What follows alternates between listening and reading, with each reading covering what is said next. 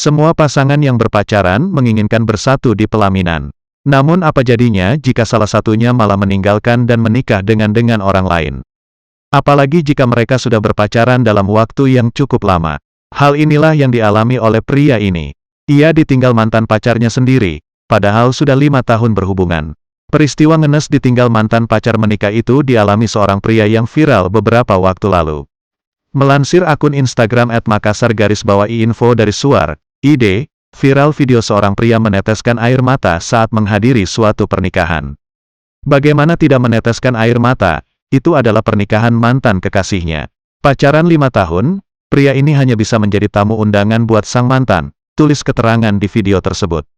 Lihat betapa tegarnya pria ini. Sebelum turun dari panggung, pria ini menyempatkan salam, yang biasa dilakukan sewaktu pacaran, lanjutnya. Awalnya, pria tersebut terlihat tegar menghadiri pernikahan sang mantan pacar. Tapi, tangis pria tersebut pecah saat berpelukan dengan ibu si mempelai. Selepas dipeluk sang ibu, pria ini menghampiri mantan kekasihnya yang sudah bersanding dengan pria lain.